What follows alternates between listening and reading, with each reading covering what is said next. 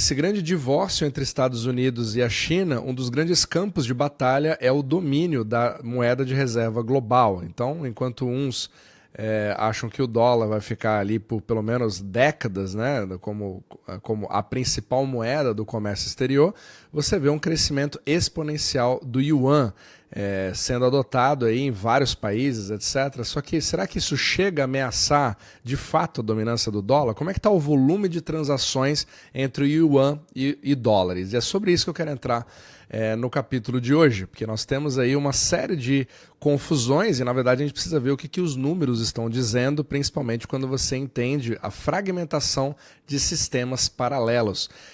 Então, o que eu quero dizer aqui, né, principalmente? Quando você vê vários tweets como esse, eles servem para mostrar aqui como que, em princípio, o dólar ele tem o domínio completo, né? Pelo menos a grande maioria, vasta maioria das transações que são feitas globalmente são feitas denominadas em dólares. E aqui, nesse tweet, ele até falou que esse volume acabou crescendo mais um pouquinho. Quando você olha aqui, né, nos detalhes, você vê esse azul sendo os dólares, você vê que ele vem subindo desde 2002, 2022. Só que isso é um percentual do uso do sistema dentro do sistema SWIFT. E aí você tem aqueles críticos que já olham para isso e falam, não, isso aqui não é um dado que eu posso confiar. Na verdade, isso aqui cria uma série de problemas. Por quê? Porque não existe só o sistema SWIFT. Nós temos outros sistemas que o BRICS está tentando fazer, etc. Ou mesmo um sistema chinês chamado CIPS. Então você vê aqui os comentários, né? Um é o Samuel, ou seja, ele é bem interessante, ele é bem engraçado, porque ele é torcedor totalmente contra, né? O objetivo aqui é que o dólar morra, etc. E a Kathleen Tyson é exatamente a mesma coisa. Então são pessoas que defendem ali o lado da China, de que isso aqui é uma coisa totalmente contra os Estados Unidos. E aí você pode achar, não, o Renault ele tá falando agora só a favor do dólar, ele defende o dólar, né? Eu já estou acostumado com todos esses comentários, mas o meu objetivo é a gente entrar nos números para ver se de fato é isso que está acontecendo ou não. Mas antes de mais nada, se você gosta desse tipo de conteúdo sobre mecânica monetária, sobre o sistema euro-dólar, sobre o domínio ou não do dólar nos próximos anos, ou algum colapso, etc., e o crescimento do yuan, você pode nos acompanhar aqui no Substack, com capítulos gratuitos como esse, de segundas a sextas-feiras, onde você pode ver não somente os vídeos, diferente do YouTube, sem propaganda, mas também tudo em formato de artigo, no seu e-mail, gratuitamente, todos os dias. E aqui, se você quiser ter uma referência melhor para os seus investimentos e saber como é que nós estamos investindo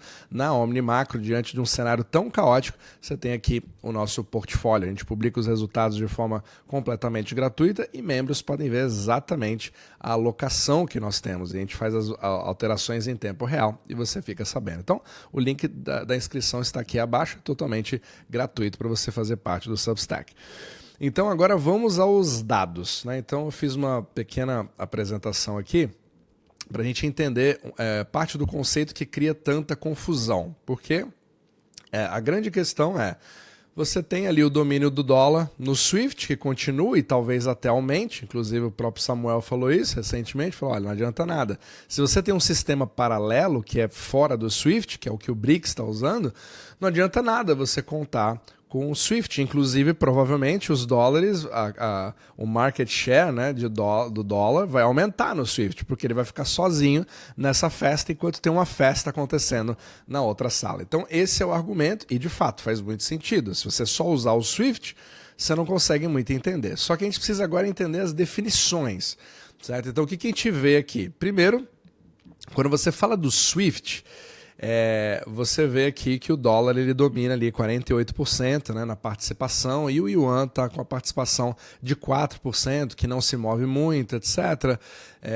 Só que aí vem a grande questão. É importante a gente fazer as definições. E esse capítulo talvez fique um pouco maior do que a gente está acostumado, que é o tipo de capítulo que eu costumo fazer na Universidade de OmniMacro aos fins de semana, mas eu acho que seria de grande valia a gente deixar bem claro essas definições.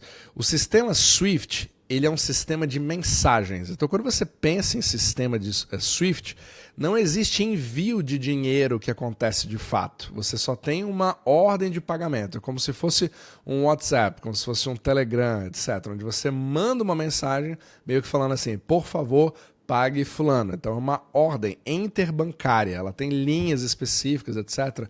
Quem já fez SWIFT, né, quando você mexe com o comércio exterior, eu já tive a experiência de fazer isso e fazer esses envios de SWIFT. Agora, existe o outro tipo de sistema, que é o que de fato move, entre aspas, dinheiro, né, apesar de que ele não é físico, é uma coisa completamente baseada em balanços e lançamentos.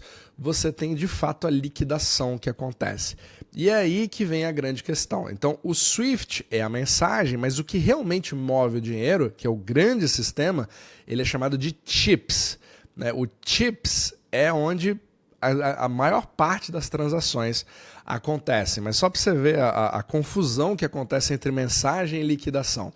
Então, mesmo que você tenha ali o outro sistema paralelo, que na verdade é chamado de CIPS, que esse é o sistema da China de pagamentos internacionais, que é a grande aposta, né? Talvez seja o maior sistema fora do sistema SWIFT. Ele não é um sistema de mensagens, ele também é um sistema de liquidação. Então, o SWIFT são as mensagens, a liquidação é o CIPS e o CHIPS. Só que agora a gente precisa entender a seguinte coisa: 80% das transações que acontecem no CIPS, né, desse da China, usam o SWIFT para fazer a mensagem, para mandar a mensagem. Então, apesar de não ser a liquidação, ele ainda usa o WhatsApp, por exemplo. Você quer se livrar do WhatsApp, mas você ainda usa esse tipo de sistema para passar essas mensagens interbancárias. Então, as coisas são mais atreladas do que a gente imagina, mesmo sendo funções diferentes. E aí cria uma grande confusão ali na hora de entender sobre o assunto. Agora vem a grande questão. O que é inegável sobre o yuan? Ele vem crescendo. Então, a quantidade de operações, de transações, de movimentos, né, de liquidações feitas com denominação no renminbi, né, que é o yuan chinês, ele de fato teve um crescimento aqui de 43%, né, nos últimos anos. Então, hoje, quando você pega assim, a real, o volume de fato em yuan que está acontecendo, nós temos mais de 175 trilhões de yuans em 2024. Nós estamos falando de 24,5 trilhões de dólares. E aqui sim, você vê esse movimento acontecendo, né? Como o movimento do BRICS entre os países, às vezes com a Rússia, os vários bancos participantes, né, que já são centenas de bancos que começaram a participar no sistema CIPS, mostra claramente que nós estamos tendo um crescimento exponencial. E esse crescimento é bem mais rápido do que o crescimento do dólar. Mas pode argumentar que, claro, não dá para você ter um crescimento desse do sistema do dólar, porque o dólar já é um sistema maduro. Então, com certeza, você vai ter um crescimento menor e tudo que tem um volume pequeno ou está no início vai ter um percentual maior. Agora, dá uma olhada na diferença de escala. Então, quando a gente falou aqui em relação ao CIPS, nós falamos de 24,5 trilhões de dólares em 2024. Só que agora, o sistema do CHIPS, que é o que de fato faz as liquidações denominadas em dólares, são 10 trilhões por dia, segundo o JP Morgan. Então é um mercado de Forex, né, que é o mercado de todas as transações ali, globais, de câmbio, né, de câmbio entre os países, são mais ou menos 9,6 trilhões de dólares por dia, e 89% delas são feitas em dólares. Então, assim, não é outro tipo de patamar completamente diferente, é um volume infinitamente maior que você tem hoje. Só para você ter uma ideia, né, na questão de tempo e volume. Então, hoje, na China, pelo CIPS, você demora um ano inteiro, ou seja, aquele exemplo de 2024, para fazer 24,5 trilhões de dólares, o equivalente a dólares, porque isso aqui está denominado em yuan, processados, sendo que esse mesmo volume no CHIPS demora menos de 3 dias. Então, realmente, é uma escala ainda muito maior para você querer dizer que isso está substituindo, ou que o dólar morreu, etc. Então, assim, a gente precisa ter a realidade dos números, né, independente das nossas opiniões. Então é realmente um abismo de volume, porque você pega aqui o volume anual, nós estamos falando de 4 quadrilhões de dólares, se você somar o CHIPS mais o FedWire, que acontece também dentro dos Estados Unidos, feito ali também pelo Fed. Agora, a liquidação em yuan, nós temos ali 80 trilhões de dólares por ano. Então, assim, a gente está falando de 80 trilhões versus 4 quadrilhões de dólares. Quadrilhões, não são nem trilhões. Então, é uma quantidade extremamente grande, né? Então, que você vê ali. E acaba sendo um paradoxo, porque se você pegar mesmo, apesar da gente usar ali o Swift como comparativo, ele cria uma mega confusão, né? Aquele primeiro gráfico que eu mostrei aqui, que você olha, ele acaba... Todo mundo se atém a esse tipo de gráfico. E aqui não faz nem muito sentido você fazer essa comparação, porque não existe volume transacionado em Swift, só existem mensagens.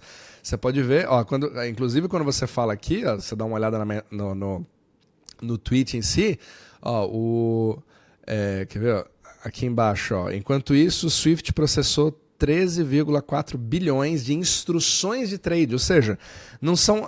Dá a impressão de que são dólares, né? Bilhões de dólares, etc. Porque não existe o volume. São quantidade de mensagens. Uma mensagem pode colocar 10 dólares, 100 dólares, 1 milhão de dólares ou 1 bilhão de dólares, por exemplo.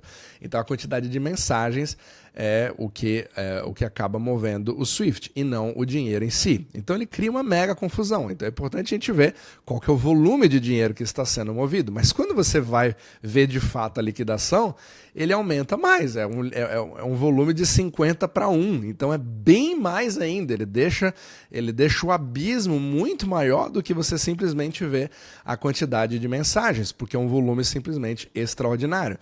Agora, vamos entrar no que foi o título desse vídeo, né? Onde que o yuan, de fato, está crescendo exponencialmente e onde que ele, de fato, está...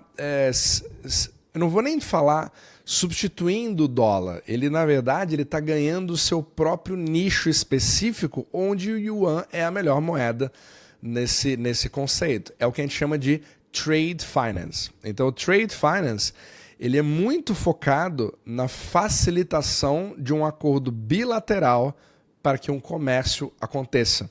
Então, se você tem um relacionamento entre a China e o Brasil, a China é o maior parceiro do Brasil hoje, comercial, e você quer fazer algo que facilite para que não precise da moeda, da moeda global de valor, né, de transações, que é o dólar, o sistema euro-dólar, você fala, não, eu preciso permitir que o meu parceiro Brasil tenha as condições de fazer trade comigo, porque eu quero ter um relacionamento bilateral comercial com ele. Eu quero importar a matéria-prima dele, exportar para ele carros elétricos, painéis solares, baterias, tecnologia, etc., infraestrutura.